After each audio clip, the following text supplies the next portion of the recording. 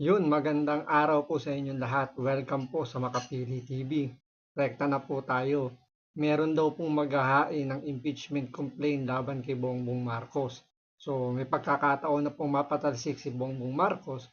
Pero ang tanong, ito ba ay magpo-prosper ba? Dahil alam naman natin na numbers game po pagdating dun sa House of Representatives. At ano po ang magiging epekto nito sa ating bansa kung sakasakali na ma-impeach itong si Bongbong Marcos kasi meron ding nakaambang impeachment laban kay Sara Duterte. Ngayon, kung sakasakali ba na parehas silang ma-impeach, ano yung mangyayari sa Pilipinas? So ito, panoorin po natin kung ano yung magiging epekto nito sa ating bansa kung sakasakali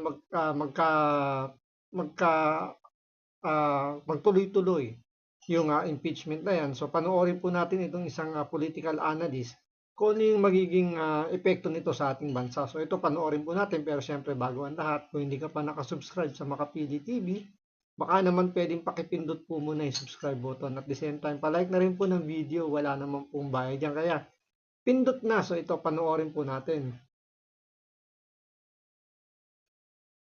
Tungkol nga sa balak na impeachment complaint na ihain nga dyan sa Kongreso laban kay Pangulong Bongbong Marcos Jr. Ano ba yung unang reaksyon po ninyo?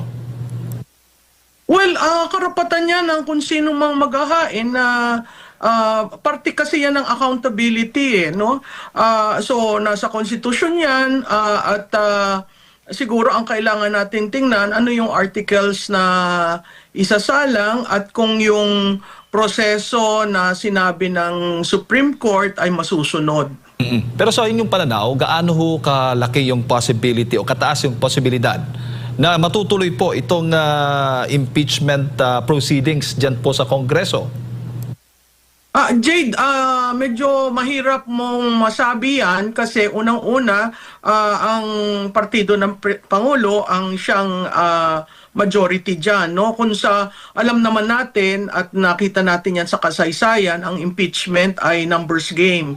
It's a very political process and it's a numbers game.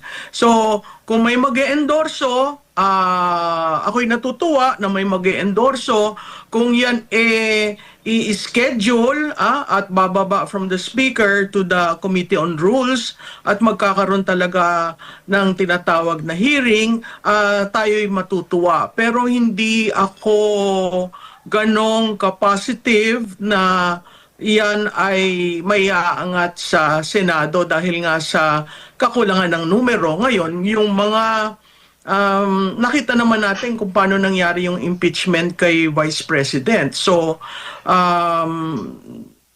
sa tingin ko, yung pagbibigay ng proyekto, sa tingin ko, yung paglalagay ng mga benepisyo sa mga e-endorso o boboto ay isang bahagi ng realidad ng politika. Opo, Kaya tama yung sinasabi rito ni Professor Malutiquia.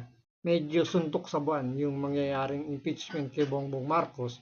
Tatanggapin lang niya kung sakaling may maghain, pero malabo yan magtuloy-tuloy. Gawa nga ng binubusog yan ni Bongbong Marcos ng maraming proyekto. So siyempre, kung mawawala si Bongbong Marcos, wala nakikitain yung mga magnanakaw sa gobyerno. Ngayon, kung hindi nila papayagang na ma-impeach si Bongbong Marcos, tuloy-tuloy yung kanilang kumikitang kabuhayan. Siyempre, kung pag-uusapan dyan yung impeachment ni Vice President Sara Duterte, kung hindi magiging presidente si Sara Duterte at ang may lalagay dyan ay yung kaalyado ni Bongbong Marcos, so ang ibig sabihin lang nun, magtutuloy-tuloy yung mga magnanakaw sa gobyerno na kumita.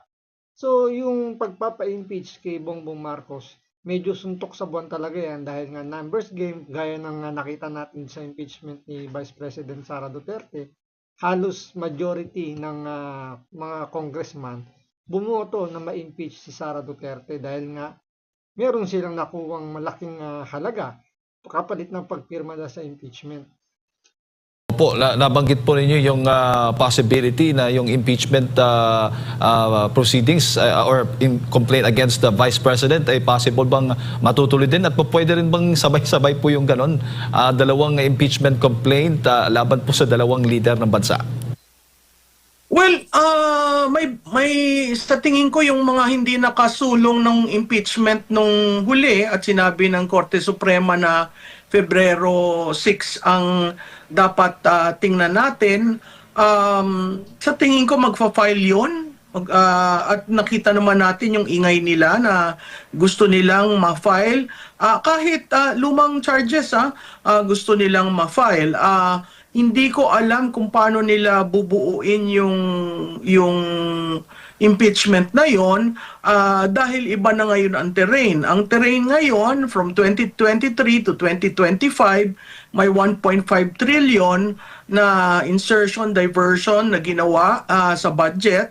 Samantalang yung kay BP Sara kung yun lamang 125 at 500 OVP at DepEd, yun ay nangyari ng 2023 hanggang 2024. So isang taon lamang at na-review na yan ng COA.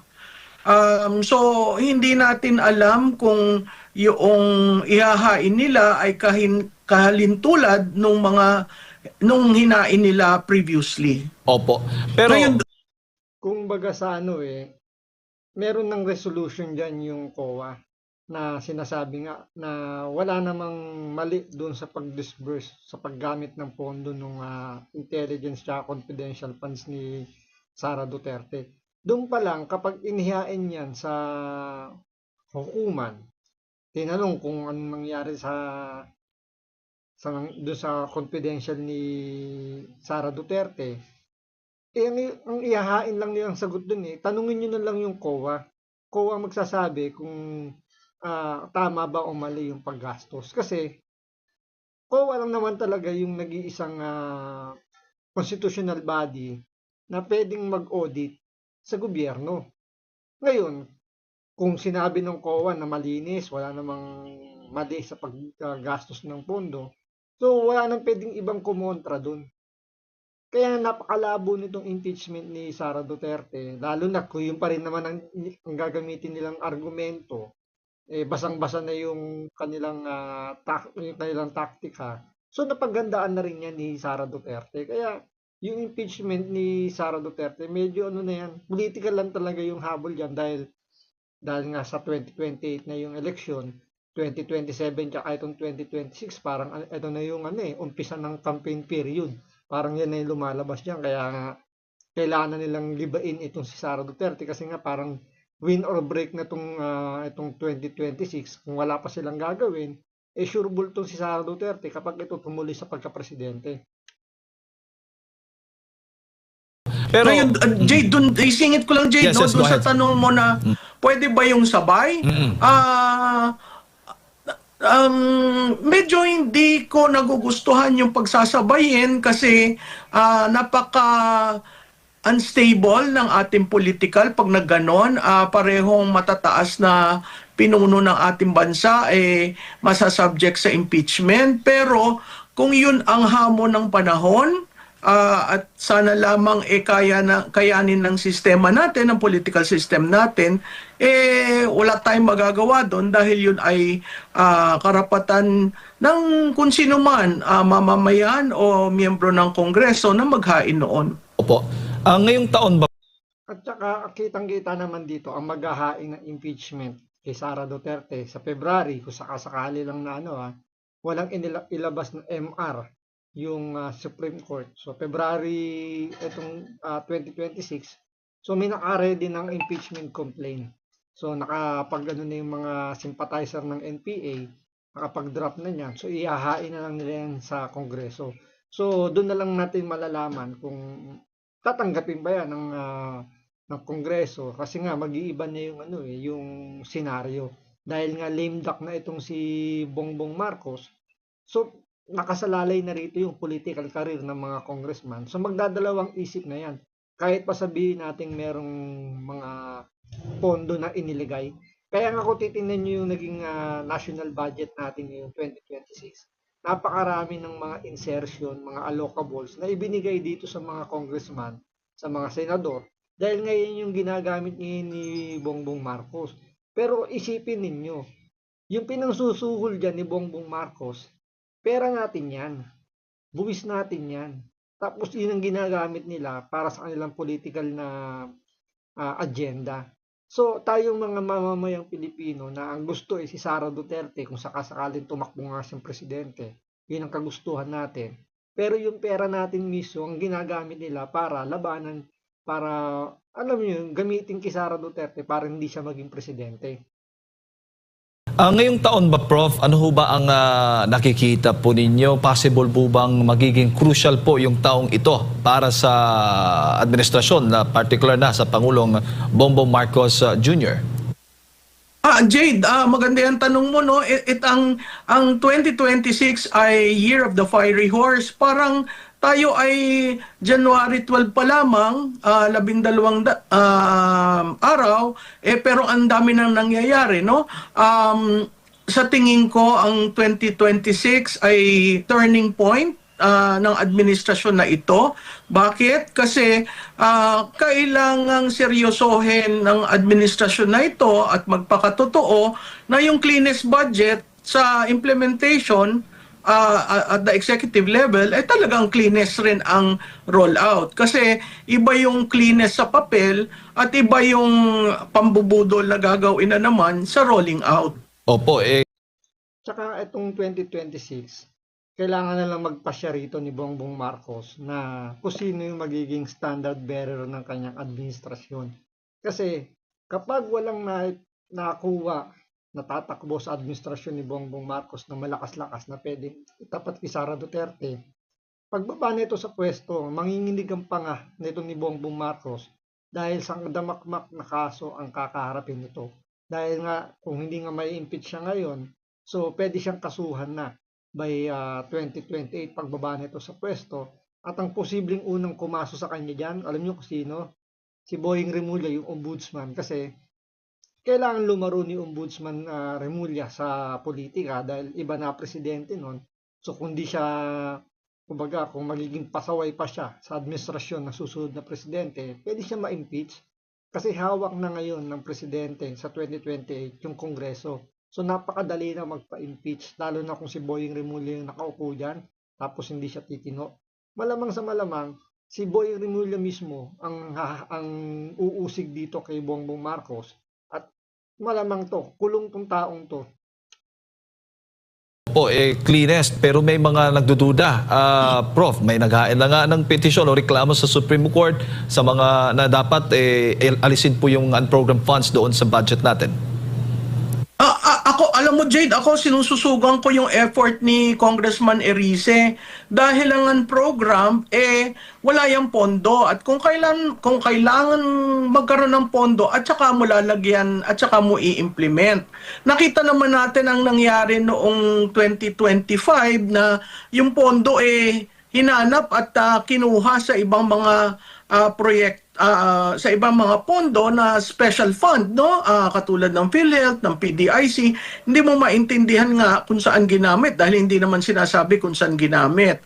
Pero ang program fund, nagsimula yan nung panahon ni Presidente Cory, napakaliit lamang noon. At that time, parang mga nasa 3% pa lang noon, no? Pero kaya yun linagay is kung tumaas ang revenue, mapopondohan yung activity yon. So discretionary talaga ang program fund. So technically, kung walang certification from the treasurer na may pondo, hindi ko maintindihan kung paano nagalaw at napondohan yung lahat na listahan nandun, no? Ang ginawa nga, naghanap sila ng pondo.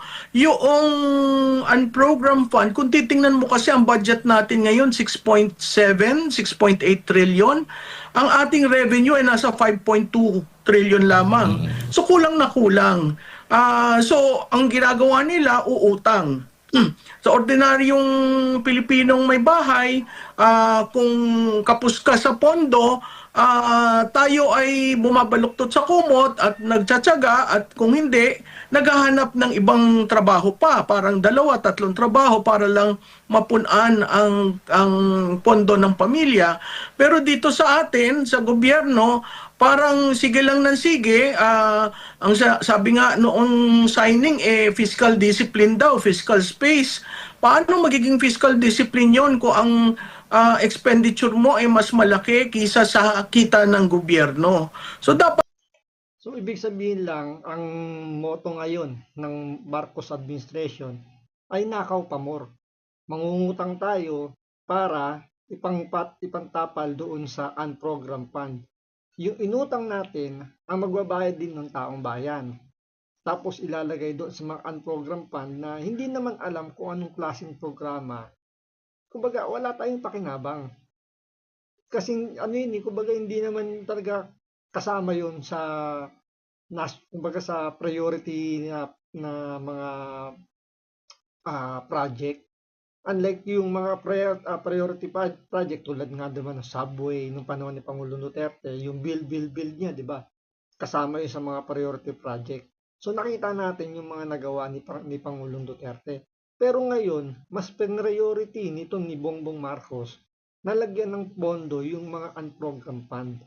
Kaya nga 'di ba pinagnanakaw nila yung yung pondo ng PDIC, ng PhilHealth, kung saan sila kumukuha, binawasan yung pondo ng AFP doon sa mga retirement nila, sa modernization, pati yung Maharlika Investment Fund na wala naman tayong nakikitang alam mo yun, kumbaga hindi kumikita yung bansa natin. Pero tumataas yung budget, gawa nga na kailangang mangutang. So, itong presidente na to, mahilig umutang pero wala naman tayong napapakinabangan. Okay lang sana kung ginagawa ng mga businessman, di ba, na mangungutang sila para i-invest uli yung kanilang inutang para may additional profit sila. Nangyayari ngayon dito kay Bongbong Marcos, mangungutang para ipanakaw yung pera tapos ang magbabayad, taong bayan. So dapat ang pukpukin ng gobyerno, pataasin ang kita. Hindi dahil may kakulangan, umutang. Ang utang natin nasa 17 trillion na, no? Palaki ng palaki. Kung ganun lamang ang economic math nitong administration na ito, pagdating mo ng 2028, lubog tayo sa utang at napakahirap dun sa susunod kung paano popondohan yan. Yun nga yung parati kong sinasabi, ang presidente ay hindi lamang for 6 years, dapat iniisip yung continuity. Di ba yan yung nagsimula tayo sa unity, continuity of what the previous administration has done and adding on. Itong atin, 3 taon na tayo, hindi walang continuity tayo nakikita, sige lang ng sige ng paggamit ng pondo ng bayan. Opo. Kasi nga, Prof, wala namang utak itong si Bongbong Marcos. Hindi niya iniisip yung ganun. Kasi nga sila, party-party lang sila eh. Biruin mo, magpa-party sa umaga. Bago mag-party, chochongke muna. Tapos, sabi nga ni Amy Marcos, di ba, hinahati pa sa 4 yung mahiwagang pulburo niya para hindi ma-overdose kagad. So, umaga, tanghali, gabi, merienda, bumabatak ng mahiwagang pulburon itong si Bongbong Marcos. Kaya yung utak na tutuyo na, hindi niya naiisip na paano yung susunod na administrasyon kapag siya ay bumaba na. Kung paano yung, kumbaga, hindi siya nahihiya, naiiwanan niyang legacy baon sa utang yung Pilipino. Opo. Bago ko lang ipasa kay partner Admar, Prof, dugtong ko lang doon sa crucial year nga itong 2026. Sa tingin mo, nauubusan na ba ng naratibo laban sa mga, itong pamahalaan natin, ang Pangulong Bongbong Marcos Jr., ang kanyang mga kasamahan, naratibo laban po doon sa mga kritiko po nila, at possible pag naubos na, yan na po yung magiging crucial at magiging delikado po ba ang kanyang political landscape, capital po nito? Well, Jade, Sa tingin ko na uubusan na. Pumasok ba naman si Chucky sa presidential messaging? Yan ang hindi ko maintindihan. Kung meron kang spokesperson na gano'n, ang default tira lang ng tira kay Vice Presidente Duterte, at walang komentaryo sa programa. Walang komentaryo sa programa, sa project, sa activities.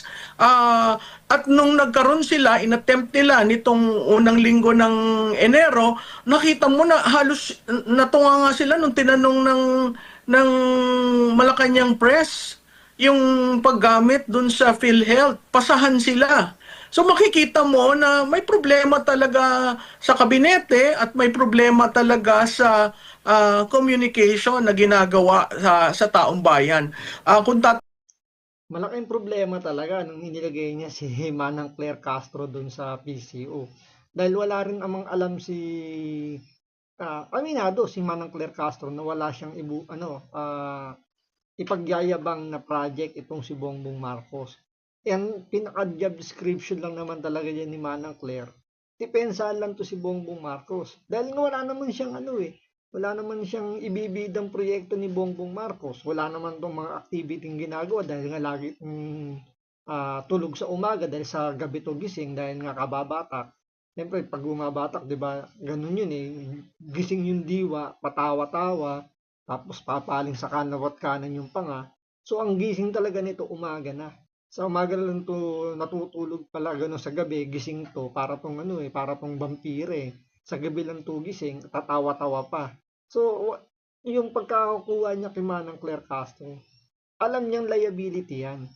Pero dahil nga doon sa job description na ibinigay sa kanya na ang trabaho niya umatake lang kay Vice President Sara Duterte, ang problema napapasama lalo yung imahe nito ni Bongbong Marcos. Masama na nga yung paling ng panga niya. Nahahatak pa ni Manang Claire Castro.